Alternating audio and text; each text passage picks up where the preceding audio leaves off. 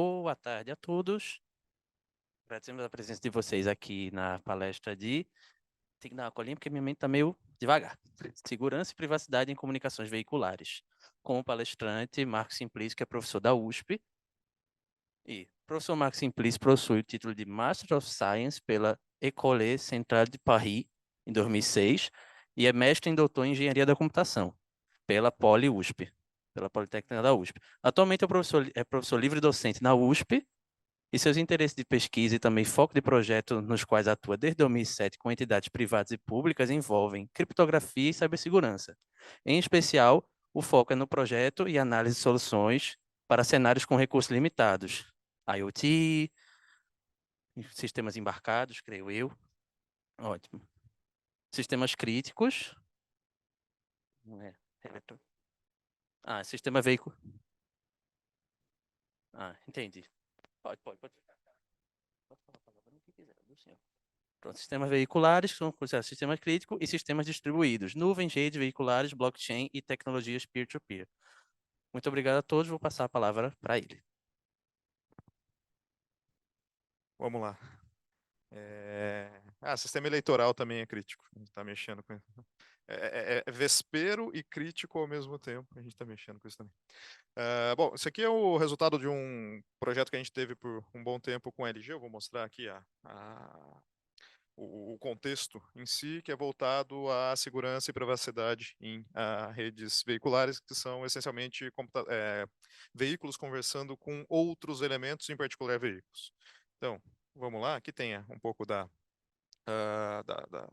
cara da apresentação, né? A agenda, o contexto um pouco de como é que funcionam comunicações veiculares, alguns desafios principais de segurança e privacidade, e depois vou colocar algumas soluções específicas com foco no padrão que está sendo implementado nos Estados Unidos atualmente, que é o 1609, do ponto de vista de segurança e de privacidade, e tem algumas soluções que trouxe esse em particular, porque nessa colaboração com a LG a gente conseguiu levar algumas soluções para dentro dos padrões. Então, o que está sendo tocado dentro dos Estados Unidos tem pelo menos duas soluções, enfim, opcionais que sejam, não sei se eles estão usando ou não, né? Eu não estou ganhando um centavo com isso, então não dá para ter certeza, que foram desenvolvidas dentro do contexto desse projeto. E algumas considerações finais. Então aqui, bom, já foi colocado o histórico aqui, eu vou para a parte de experiência com redes veiculares. Eu sou motorista desde 2005, 2015, perdão, né? Eu terminei o doutorado antes de começar a dirigir. Sim, isso dá menos medo do que isso aqui, em São Paulo em particular. Depois que eu vou para outros lugares, eu descubro que São Paulo é até que organizadinho, né? Em comparação.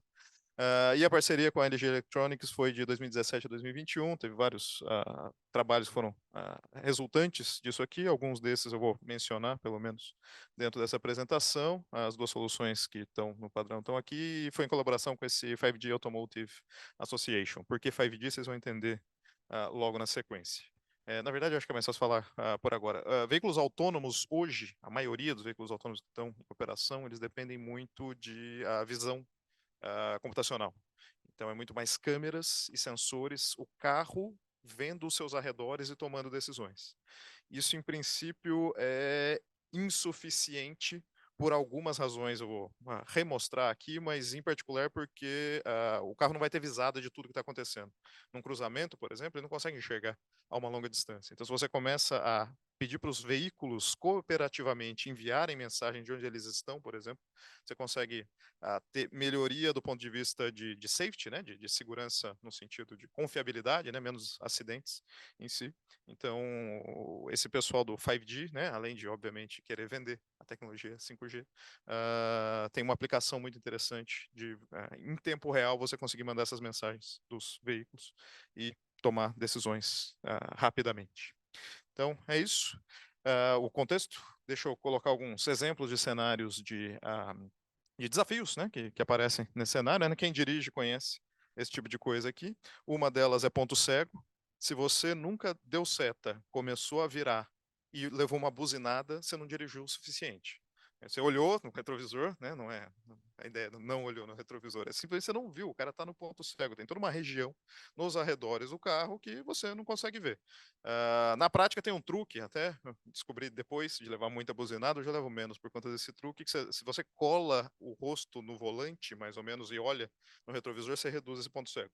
Mas, no geral, quem não usa o truque, né, que não ensinam em autoescolas, pelo menos não me ensinaram, aprendi depois com meu cunhado, tem esse tipo de problema. Se o veículo do lado pudesse avisar o seu carro que existe, que ele está ali ou que ele está indo por ali, em particular moto, né, também é um bom exemplo de quem poderia avisar, estou vindo em alta velocidade do seu lado, não adianta você olhar agora, porque em 5 milésimos de segundo eu vou estar do seu lado, que eu estou muito mais rápido do que a pista permite.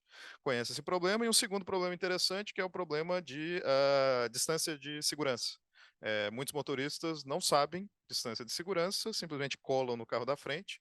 Quando eu estava vindo para cá, do aeroporto, teve um engavetamento com um caminhão, um carro, e eu achava que eu tinha um carro de médico, né, ambulância, alguma coisa do gênero, eu achava, pô, chegou rápido, né? Não, ele tinha se envolvido na batida também. Então, enfim, um outro problema técnico. Esses são problemas técnicos que normalmente se discute em autoescola. Tem outros problemas técnicos interessantes, que é por culpa dos seres humanos. Não sei se vocês conhecem essa foto aqui, extremamente famosa. Isso aqui é o cruzamento da Faria Lima com a Juscelino Kubitschek, é a definição de deadlock. Ninguém consegue sair simplesmente porque todos os carros inteligentemente se travaram. Não dá para dar ré, não dá para fazer absolutamente nada nesse cenário. Não sei como é que eles saíram disso aqui. Mas, enfim, um exemplo de aqui estão discutindo muito de inteligência artificial, né? Falta de inteligência natural que leva a esse tipo de cenário. Então, esse é um. E o segundo, também bastante relevante, é pessoas que não dão seta, também conhecido como cornos. E, enfim, é um problema grave. Se o veículo percebesse que o cara está indo numa certa direção e avisasse a pessoa do lado que ele está indo naquela direção, também ajudaria bastante a evitar problemas no trânsito. Então, são exemplos aqui de desafios nesse cenário. Solução proposta enfim, por algumas pessoas pelo menos, é o que o pessoal chama de V2X. A V2X é porque é V de veículo se conversando com alguma coisa, né? To everything. Existe comunicações, por exemplo, não, o principal é o V2V, que é esse aqui, ó, o veículo conversando com veículo. Acho que o laser não pega quando vai na tela. Não adianta nada o laser. Veículo conversando com veículo conversando com infraestrutura, é chamado de roadside unit, unidade de beira de estrada, por exemplo. Veículo conversando com a rede, para dar, por exemplo, Bom, isso já existe, não o veículo em si, mas quando vocês estão usando o Waze e a Google Maps, vocês ficam entregando informações de trânsito para a rede para, enfim, entregar para outros usuários. É a mesma ideia, só que seria o seu carro fazendo isso, não só o seu celular, né? Que ele sabe só a sua posição, ele não sabe o tamanho do seu carro, por exemplo. Nem a velocidade que você está indo, ele não tem uma precisão boa para isso. E, eventualmente, conversando também com pedestres.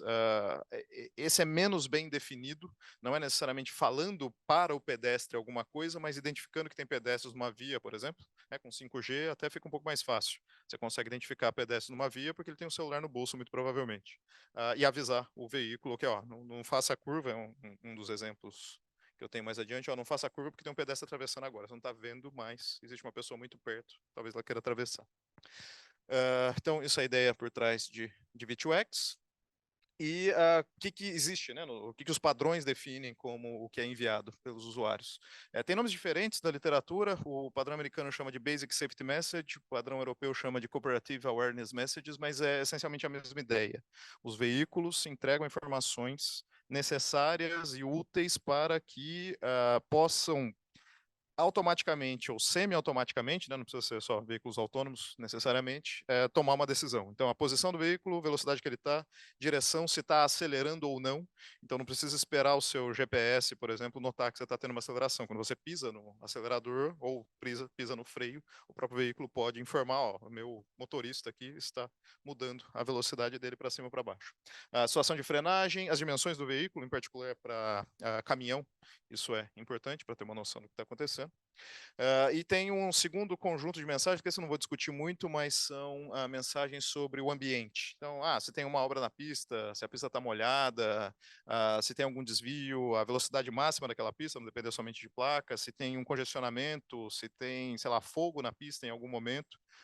Os administradores da pista podem colocar isso. Em São Paulo, em particular, o pessoal costuma colocar isso em alguns pontos da pista num display no alto. Assim, a cada, sei lá, 20 quilômetros tem um desse. Então, por 20 quilômetros você não fica sabendo de absolutamente nada que está acontecendo até aparecer um negócio desse. Você poderia ter em tempo real, inclusive no heads-up display, né? Aquela ideia de projetar no próprio no para-brisas, né? Windshield. Você colocar essas informações para o motorista. Esse aqui eu não vou entrar tanto, porque afinal de contas não tem tanto problema de privacidade e segurança nesse cenário. Já vou mostrar qual que é o problema aqui. E, bom, legal, você tem um monte de mensagem e você precisa processar essas mensagens para tomar decisões ou para avisar o motorista, né? Então, a ação pode ser automática ou semi-automática e necessariamente tem que ser abaixo, para ser útil, né? Tem que ser abaixo do tempo de reação do motorista, porque não adianta nada você falar o carro da frente freou bruscamente, o motorista freia, o veículo 2 segundos depois fala, o carro da frente freou. Nada mais inútil do que você receber essa informação só depois. Enfim, o carro perceber só depois do motorista. Então, todas as mensagens têm que ser processadas em menos de 1 segundo. E eu não chamei atenção, mas a ideia, todos os padrões têm colocado isso, é uma mensagem a cada 10 milissegundos. Pelo menos essas básicas. Eventualmente outras podem ter um intervalo diferente, mas essas aqui deveriam ser mandadas 10 mensagens por segundo. O objetivo é evitar acidentes, aumentar a eficiência de transportes. É legal porque fala-se muito de reduzir a distância de segurança, né? Porque aí o veículo consegue reagir mais rápido do que o ser humano, a distância de segurança em si pode ser menor. Você consegue colocar os carros mais próximos numa via, mesmo congestionada. E um outro exemplo simples, no farol vermelho, se tiver a comunicação veículo-infraestrutura, o farol avisa quando ele ficou verde. Então, não sei quando você dirige, então com pressa, você vê que o farol está verde, você está uns 5 carros atrás, você vê que o farol está verde, você já tira o pé do freio, né? Mas cada uma das pessoas à frente vai tirando o pé do freio em momentos muito distintos dos seus. Tem que ficar esperando a pessoa da sua frente que não percebeu que o farol lá na frente está verde. Então dá para aumentar a eficiência nesse sentido também. E é essencial, essencial não vou dizer, mas é importante para veículos autônomos, porque você ganha a visão além do alcance que você conseguiria com câmeras, pura e simplesmente. Então tem aqui alguns exemplos, isso aqui eu peguei do 5G. Na verdade, bom, o Honda Volkswagen então do 5G, então não menti, são exemplos de cenários que daria para utilizar isso, perceber que tem um pedestre atravessando a via, coisa que uma câmera, em princípio, poderia não pegar. Daria para pegar um veículo de emergência que está vindo a longa distância. Hoje em dia a gente usa som, né? Sirene. Que, inclusive, quando você ouve um barulho de sirene, você tem que ficar procurando para todo lado de onde raios está vindo o carro, se você está na frente dele ou não. A ideia seria que pudesse avisar, né, informar o motorista, tem um carro de emergência vindo por aquele lado. Então, esse tipo de coisa que se promete, né, usando essas tecnologias. Estão em teste, tá? Essas tecnologias já em São Francisco, em particular, o pessoal da LG, a Verizon e a AWS têm feito alguns testes com veículos autônomos ou semi-autônomos usando esse tipo de tecnologia. No Brasil tem menos. Eu descobri que o pessoal daqui do CEIM, da Federal de Pernambuco, tem alguns simuladores desse tipo para fazer testes. Tem empresas também que têm olhado para isso, mas enfim, é uma tecnologia razoavelmente nova, uns 3 anos, que tem sido testado com mais carinho. Bom, esse é o contexto. Quais são os problemas, né? Estamos numa conferência de segurança, quais são os problemas de segurança que podem aparecer nesse cenário? Um primeiro problema potencial é poluição com mensagens falsas. Não sei se vocês já tiveram essa experiência, mas em São Paulo, de vez em quando, tem alguém que liga uma sirene e simplesmente corta o trânsito. E você olha para aquele carro ali, não tem absolutamente nada que indique que ele seja um carro de emergência. É bem possível que seja um filho da mãe fazendo simplesmente, imitando, né, um carro de emergência. Às vezes eu fico pensando se não é um investigador, né, sei lá, da polícia que está tentando fazer aquilo, mas carro rebaixado, com sirene, acho que eu caí no conto do vigário e deixei o filho da mãe passar, né, mas enfim, isso é um potencial problema, conseguir vantagens indevidas. Ações criminosas mesmo, dá para alguém simular que tem um engarrafamento à frente, fazer o seu carro parar para conseguir te roubar, por exemplo. Né? Ou só para causar o caos mesmo. Né?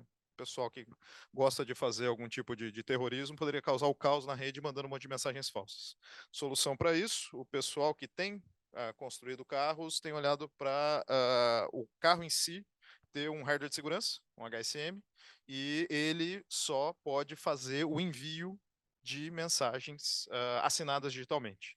Então, a não ser que você consiga, né, burlar ali o mecanismo de não necessariamente HSM, né, mas um TPM, um Tamper Proof Module, a não ser que você consiga burlar isso, você não vai conseguir mandar mensagens falsas. Então, o filho da mãe que tem a sirene falsa, ele teria que falsificar o carro dele para ficar mandando mensagens de emergência, né, se passando por um carro de emergência. Então, a ideia é que todas as mensagens sejam assinadas pelos veículos autorizados e tenha aí um módulo de segurança embarcado que impeça a extração dessas chaves, por exemplo, e, enfim, vai ter revogação aqui, já já vou falar disso.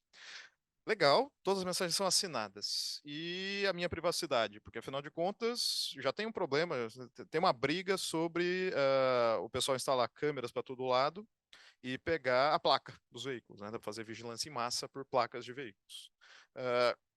Como fica razoavelmente caro, em geral não se faz, tem que ter visada, é meio chato ficar fazendo esse tipo de coisa. Mas com isso aqui, pô, você tem uma plataforma linda para ficar descobrindo onde estão os usuários. Você coloca uma antena de alta potência, você pega a mensagem numa área toda, você sabe todos os carros que estão naquela área, e mais do que isso, você sabe a posição deles, porque eles falam a posição.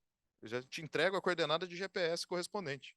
Imagina que lindo se eu quiser fazer um assassinato de uma pessoa. Eu simplesmente pego o carro dela, descubro onde ela apareceu, pego a coordenada de GPS, mando um drone e matei. Então, tem potenciais problemas que isso intensifica essas mensagens intensificam problemas potenciais de privacidade. Então, enfim, da concepção, não tem o security by design, o pessoal construiu com privacy by design. Não vou nem dizer que é perfeito, vou mostrar aqui como é que funciona, mas a ideia é a seguinte: você não vai receber um certificado para o resto da sua vida. Você vai receber alguns certificados válidos por um curto intervalo de tempo e você pode ficar rotacionando entre eles. Então, a cada semana, por exemplo, você pode receber 20, depende do padrão, fala de 20 a 100 certificados você tem para usar naquela semana, essa é a validade daquele certificado. E você pode ficar trocando eles da forma que você quiser. Num cruzamento, você troca, de tempos em tempos. Aí tem várias políticas potenciais que você pode adotar, mas a ideia é a seguinte: do ponto de vista de alguém que está tentando monitorar você, a pessoa que passou por aqui, o carro que passou por aqui é diferente desse carro, que é diferente desse carro. Então não dá para pegar trajetórias, porque você não sabe quais são os, enfim, só de forma passiva, né? Pegando só as mensagens, você não consegue descobrir os carros correspondentes e eu vou mostrar esses certificados, eles não são certificados que vinculam ao veículo, né? Porque não adianta nada, troca o certificado, mas deixa o mesmo subject, é o mesmo carro. Obviamente não adianta, são certificados pseudônimos, então eles não identificam nada sobre o usuário. Então é isso, em caso de mau comportamento, né, se perceber-se que tem algum carro fazendo alguma sacanagem, alguma mensagem sendo assinada de forma esquisita, aí vem todo o cenário de detecção de intrusão e tal, não necessariamente óbvio como fazer isso, esses certificados podem ser revogados. Então essa é a estrutura das soluções. Ok, problema resolvido, mas e os custos disso? Né? Como construir isso? Enfim, tem duas questões: o custo de construir isso e os desafios correspondentes, outros, além de custo. O de custo é interessante porque a infraestrutura para isso aqui, ela é numa escala, uma ordem de grandeza diferente do que a humanidade usa. Para construir uma PKI, né, uma PKI veicular, uma VPKI, a infraestrutura de chaves públicas, para emitir esse monte de certificados, você vai ter que se preocupar com quantos certificados em comparação com PKIs tradicionais. Bom, simples, calcula aí, quantos veículos você vai precisar? Então, pensando nos veículos em operação dos Estados Unidos, em 2022, tinha 286 milhões de veículos em operação. Eu vou entregar alguns certificados por veículo por validade de uma semana. Então, vou supor aqui 100 certificados por semana. Isso aqui é mais padrão europeu do que padrão americano, mas tá valendo. E são 52 semanas por ano, então você tem que emitir 5.200 certificados por ano, por veículo. Então, o total de emissão vão ser, emissão e gestão, né, revogação, eventualmente, de um certificado, vai ser de 1,5 trilhões de certificados por ano. Para dar uma ordem de grandeza em comparação com outras coisas, a maior PKI, né, não VPKI, a PKI da web hoje é muito provavelmente o Let's Encrypt. É gratuito, então a galera emite certificado no Let's Encrypt tranquilamente. E eles se auto-intitulam, pelo menos, a maior autoridade certificadora do mundo. Isso aqui é a frase que eu tirei do site do Let's Encrypt. Ele foi lançado em abril de 2016 e em fevereiro de 2020 ele celebrou a emissão de 1 bilhão de certificados. 4 anos para emitir 1000 vezes menos certificados do que uma PKI que tem que emitir, fazer a gestão durante um ano completo. Então, enfim, precisa de otimizações disso aqui, esse negócio vai ficar extremamente caro, não fica viável fazer a gestão desse monte de certificado de veículos. E aí que vem as soluções. Eu tenho aqui a arquitetura autoexplicativa, né? Só bater o olho, todo mundo entende, certo? Estou brincando, não vou explicar tudo isso aqui. Existem alguns componentes importantes aqui que são uma autoridade de registro, que é parecido com a gente tem autoridade de registro de emissão de certificados em si, e a autoridade, essa aqui, a Authorization CA, a autoridade certificadora de autorização, que é quem efetivamente emite certificados, né? Então, isso aqui é essencialmente o cartório, e esse aqui é a entidade que emite os certificados correspondentes. E tem algumas outras entidades aqui que são utilizadas para fazer a revogação, elas lidam com revogação. Tem uma autoridade de mau comportamento, né? Aí tem pesquisa para descobrir como diabos você vê o mau comportamento na rede, tem estudos que são do tipo, enquanto o veículo não tiver trocado de certificado, você vê uma trajetória que seria não razoável para um veículo, sei lá, mudou de faixa do nada, né? Fez um warp. Ou abriu-se um buraco negro naquele local, ou ele está fazendo uma sacanagem. Ou mesmo um mesmo veículo está numa pista que tem um veículo só, existe o conceito de semáforo inteligente, né? Todo mundo já ouviu falar, pelo menos. Né? Em São Paulo não tem. São Paulo é o contrário do semáforo inteligente. A gente tem o semáforo cascão. Quando chove, ele simplesmente desaparece, desliga tudo. Mas semáforos inteligentes, eles tentam saber quantos veículos tem na via. Porque ele otimiza, né? Tem mais veículo aqui, eu vou dar prioridade, mais tempo para esta via que está mais congestionada. E se você entrega uns 20 certificados pelo veículo, dá para fazer ataque de Síbil, né? Eu finjo que eu sou 20 veículos e apareço ali do nada, encho a via, que só tem eu, para eu conseguir um semáforo verde mais rápido. Então, esse tipo de coisa que seria detetável, né? Que se busca detetar nesse tipo de arquitetura. E aí a revogação em si tem a ver com essas linked authorities aqui. Então esse aqui é o padrão americano, que está no 1609, e é onde eu quero mostrar algumas soluções reais, de fato, de segurança, né? Como isto é resolvido na prática, o problema de escalabilidade, privacidade e por aí vai. Então, eu fiz uma versão para não criptólogos na esquerda, uma versão para criptólogos na direita. Isso aqui são as operações de fato que aparecem, tudo com operações com curvas elípticas, chave pública e chave privada. Mas eu vou dar a descrição alto nível e, se vocês quiserem, eu até entro no lado criptográfico que está aqui do lado, mas depois vocês podem ver na apresentação. A ideia é a seguinte: para eu ficar pegando 1 milhão de certificados por ano, supondo que eu pegue por ano, a ideia é que isso seja feito, enfim, são duas ideias. Uma é que seja feita a emissão de batches de cada 3 anos, por exemplo, essa é uma proposta. E uma outra proposta é, não, entrega todos os certificados da vida do certificado, do veículo, já de cara, assim que ele for carregado na fábrica, né? Você precisa de mais memória nesse caso, mas, enfim, o veículo dura, no máximo, 30 anos, assim que o pessoal enxerga, e você emite 30 anos de certificados para eles. Então, enfim, 30 vezes aquele número ali seria emitido. Mas aí não é veículos em operação, né? Você tem que ver quantos veículos por ano são produzidos, né? Novos veículos são produzidos. Para evitar que o veículo tenha um trabalho absurdo para conseguir esses certificados, tem um truque.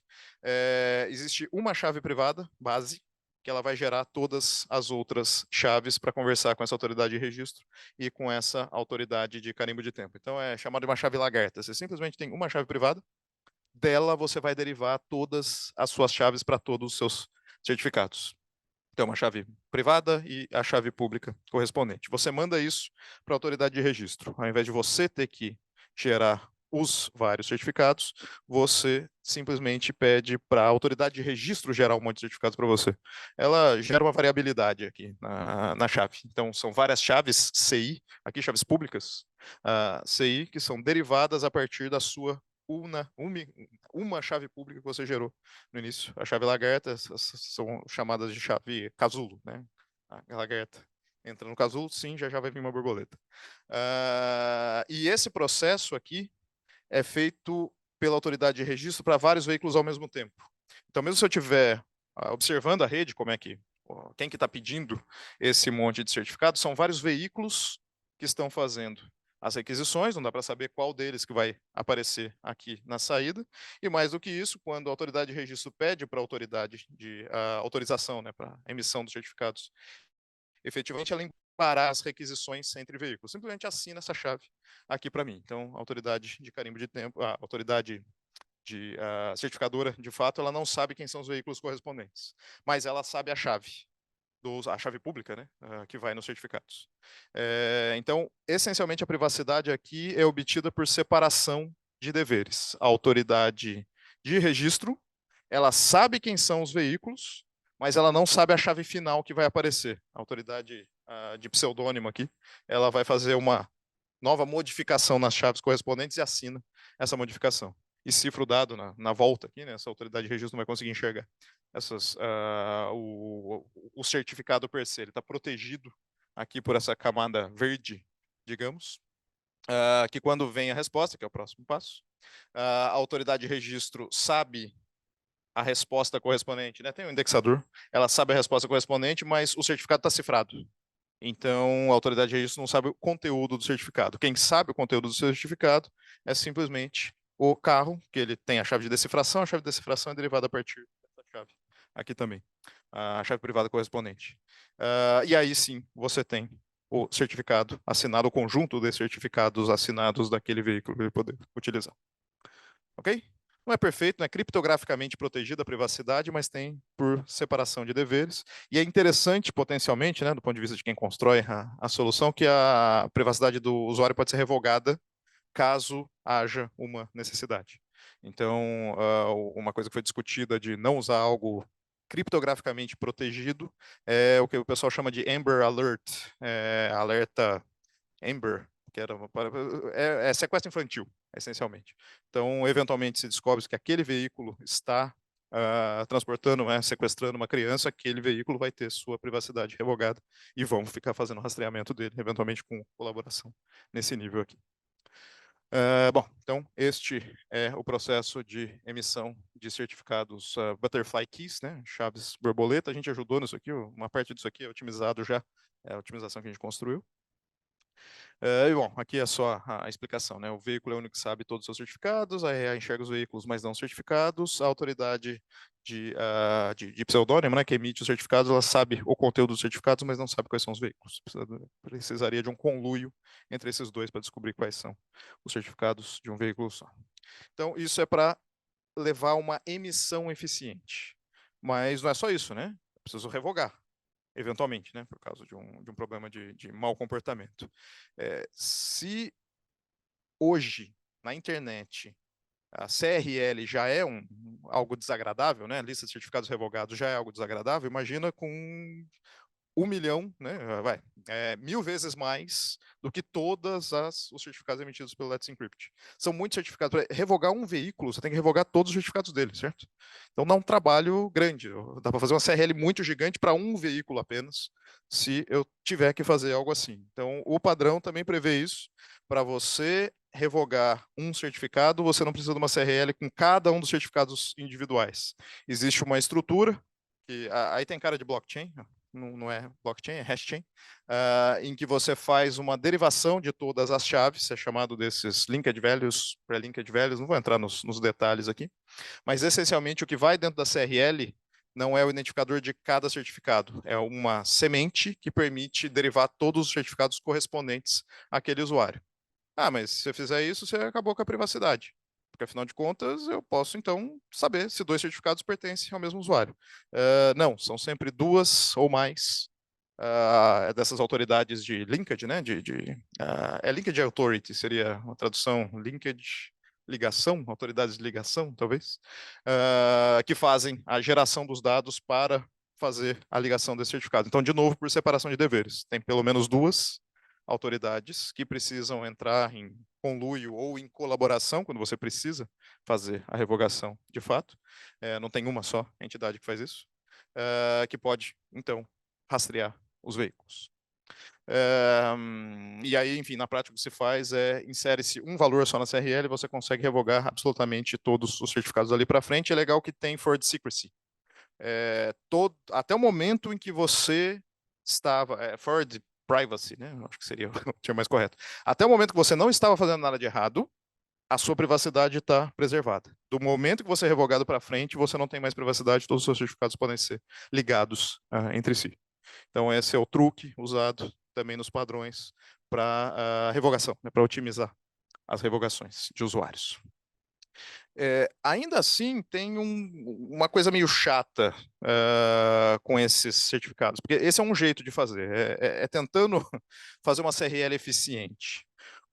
O padrão mais novo, né, a última versão que eu coloquei o link ali, ela usa um truque um pouquinho mais interessante. Aqui tem os porquês da CRL ser desagradável mesmo assim, né? Você não pode agora, uma CRL tradicional, você olha um certificado, vê se o identificador dele está na lista de certificados revogados. Aqui não, aqui você tem que fazer algum cálculo para saber se corresponde a algum dos linked seeds que está ali listado. Dá trabalho computacional e, pô, você está tentando já verificar um monte de mensagens em paralelo, você agora tem que ficar verificando se está revogado ou não está revogado, pode dar trabalho. Então tem umas coisas desagradáveis. O padrão, a última versão do padrão usa um truque que a gente ajudou a construir também, esse ACPC, que a ideia é a seguinte: poxa, o certificado não chegava revogado para o veículo? E se a gente impedir ele de... desculpa, chegava cifrado no veículo? Por que a gente não pode impedir ele de decifrar o certificado se ele tiver sido revogado? Porque ele simplesmente não tem certificados, né? Eu emiti lá 30 anos de certificados para ele, mas eles estão todos cifrados. Se ele não conseguir decifrar, a não ser que ele esteja considerado legítimo, né? Se ele não tiver sido revogado, ou seja, se ele tivesse sido revogado, ele não consegue mais fazer a decifração do certificado, você não precisa de CRL. Simplesmente ele não consegue, não tem certificado na prática. Então, a ideia desse tipo de técnica é não dê acesso aos certificados para o veículo que foi revogado. Você simplesmente não entrega uma informação necessária para ele conseguir decifrar os certificados daquele ponto em diante na rede.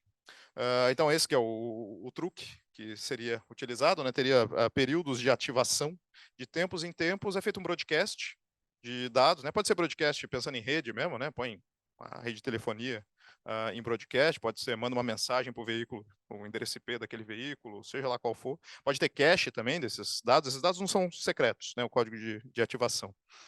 Eles são públicos, porque eles só deixam, eles são públicos no sentido de que quando você é um veículo legítimo, você consegue utilizar aquilo. Se você não é o dono daquele certificado, você nem sabe por onde começar a decifração. Você precisa da sua chave privada para decifrar. Fora isso, o dado é público, não permite saber quais são os seus certificados. É simplesmente um valor a mais que se insere no processo de derivação de chave para garantir isso. Nesse cenário, você não precisa mais de CRL, você não precisa guardar dados na CRL, você simplesmente, se quiser, né, revogar rapidamente um veículo dentro de um prazo de ativação, você pode colocar ele na CRL, e depois, passado aquele período de ativação, ele não consegue mais decifrar seu certificado, você pode zerar aquela CRL. Então a CRL não cresce mais, porque você não precisa ficar mantendo os dados de revogação correspondentes. Então, este é essencialmente o truque. O truque está aqui, dá para mostrar a brincadeira. Tem uma autoridade a mais aqui que ela insere um valor extra, que é um valor necessário para conseguir fazer a decifração. E ela vai, de tempos em tempos, divulgando, né, esses dados somente para os veículos não revogados, né, para os veículos ainda considerados legítimos na rede.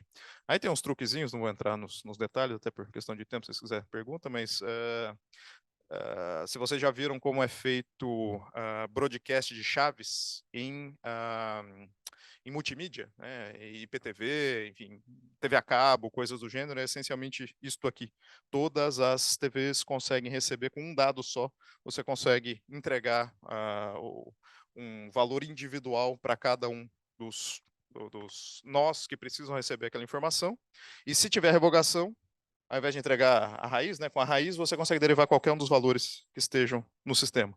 Se tiver uma revogação, você não mais se entrega o caminho desse usuário até a raiz, mas entregam alguns outros valores que permitem fazer o cálculo agora. Só quem consegue descobrir quais são as chaves de decifração são os nós que estão abaixo do B, né? O 0 até o 3, o 4, o 5 e o 6. Então você consegue, com poucos dados, ativar muitos veículos à medida que vão tendo alguns revogados. Isso aqui é broadcast, árvore de broadcast, é um negócio clássico da década dos anos 2000 que o pessoal inventou isso, até antes, década de 90. Então, enfim, aí unidades de cache podem também entregar esses dados, sem entrar tanto nos detalhes. E a última coisa, enfim, isso aqui então, essas duas, né? Ou revogação via CRL com um valor que deriva, ou então você não precisa mais de CRL, você simplesmente ativa o código de tempos em tempos, são duas opções no padrão.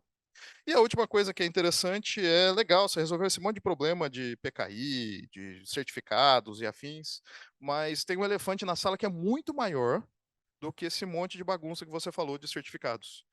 É esse monte de mensagens que você vai receber. Pô, cada veículo está mandando 10 mensagens por segundo. Tem vários veículos nos seus arredores. Você vai receber muitas mensagens por segundo e dentro de 1 segundo você tem que verificar esse monte de assinatura. Você tá maluco que o carro vai fazer isso? Não, não dá, você vai ter que colocar um data center no carro para conseguir fazer essa verificação de assinatura, essa grande quantidade de verificação de assinatura o tempo todo. Então tem o truque, que chama Verify on Demand. Aqui, até 20 milissegundos, na verdade, é o que... eu falei menos de 1 segundo, mas algumas coisas em menos de 20 milissegundos você deveria conseguir processar a informação segundo os padrões. 1 segundo é o tempo de resposta do usuário. O truque chama-se Verify on Demand, VOD. Né? Ao invés de você verificar todas as mensagens, verifique apenas as mensagens que te façam tomar uma decisão qualquer, né? que elas importem do ponto de vista do veículo. Então chegou uma mensagem no carro que está a 1 quilômetro de você, né? Enfim, depende do raio aqui de envio de dados, atrás de você é 1 quilômetro e ele está freando. Dane-se. É verdade ou não? A assinatura tá correta ou não? Cara, não me interessa a assinatura, não me interessa nem a mensagem. O conteúdo da mensagem é relevante para mim. Então, a ideia toda do VOD é, toda vez que chegou uma mensagem, e se aquela mensagem for verdadeira, você vai tomar uma ação, sei lá, muda de via, freia, qualquer coisa, avisa o usuário, né, de alguma coisa. Nesse cenário, você verifica a assinatura.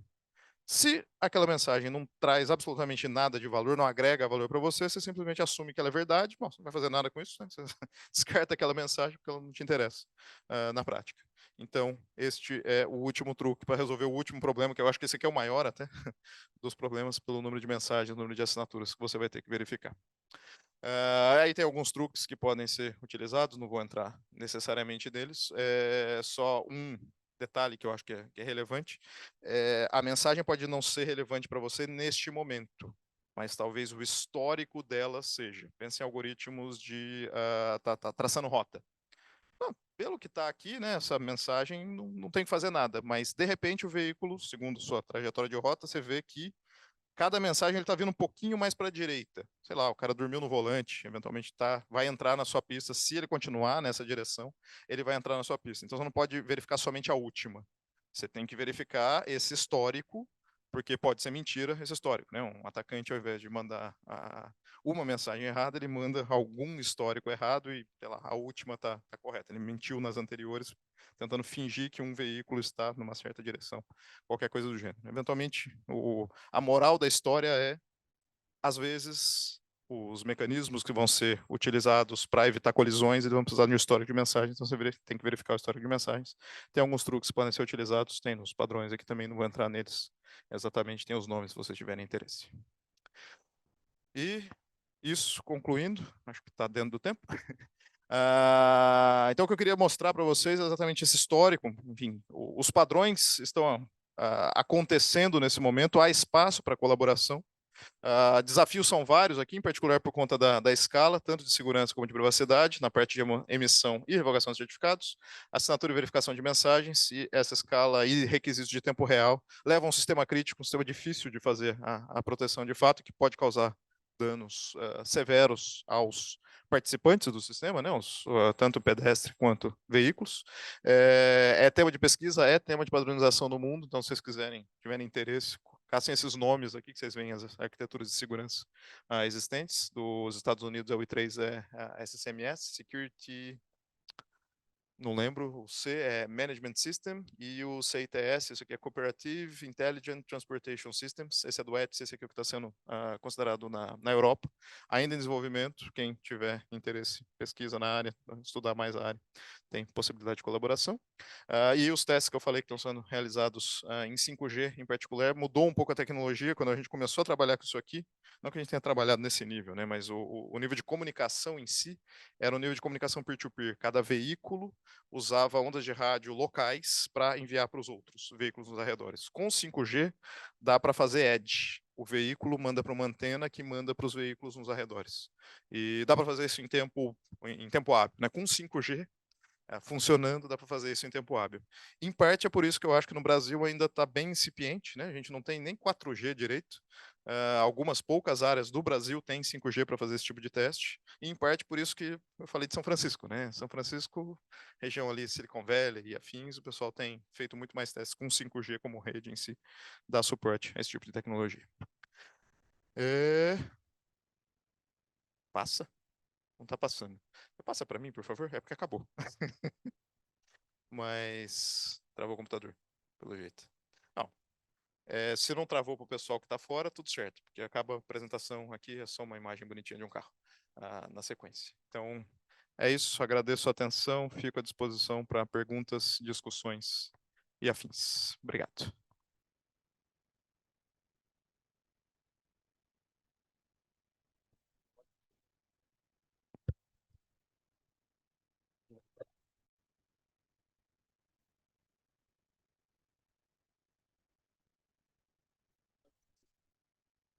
Tem que mostrar.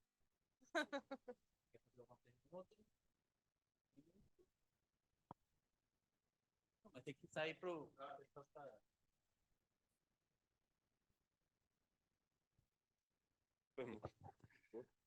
Meu nome é Vitor, e aí você estava falando que para aqui no Brasil ainda está meio bem embrionário isso aí, mas Prático, tá? isso. E em relação tipo, a lei de proteção de dados lá no caso da Euradio GPDA, como é que isso aí vai interagir? Tipo, já tem uma coisa sendo desenvolvida? Eu mostrei o padrão, o que está no padrão americano, que é o SCMS. O CITS, que é o segundo que eu mostrei aqui, que eu mencionei aqui, ele tem também mecanismos similares. Honestamente, na minha opinião, não são tão bons. Eles não colocaram tanta proteção de privacidade com otimização quanto os americanos, mas ele tem os mesmos tipos de preocupações. Também não dá para fazer, assim como no SCMS, tem separação de deveres para que uma única entidade não tenha informação suficiente para conseguir rastrear os veículos. Enfim, então as preocupações aparecem ali também. São as mesmas. Os requisitos são essencialmente os mesmos. As soluções são um pouco diferentes. A solução mais elegante, na minha opinião, mesmo sem as nossas otimizações, né? Tira todas as nossas otimizações. Ainda assim, a mais elegante fica sendo o americano, que inclusive eu vi alguns europeus discutindo de talvez pegar um dos pedaços do americano e usar como algo opcional na arquitetura deles. Então, as mesmas preocupações se aplicam. Estados Unidos e Europa são os dois principais construindo padrões. Na China, eles também têm alguns testes com esse tipo de tecnologia.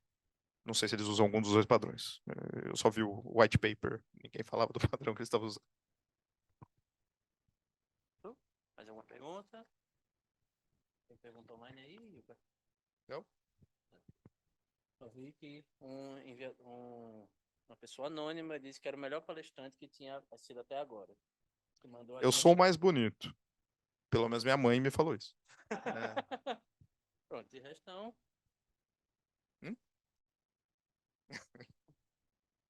A minha esposa discorda, que é pior. Muito obrigado, professor. Agora, Azul. vocês estão preparados para finalizar. Ninguém vai fazer nenhuma pergunta, né? É só agora. Tem depois. Tá para São Paulo? Tem depois lá no. O Gerson pediu para a gente ficar ali no Ask the Experts. Aí eu posso perguntar para os experts se eles podem responder alguma pergunta. Tranquilo. Então, gente que está online, muito obrigado. Batam palmas daí de casa. Pronto. E fiquem que vai ter mais um agora, 3 horas.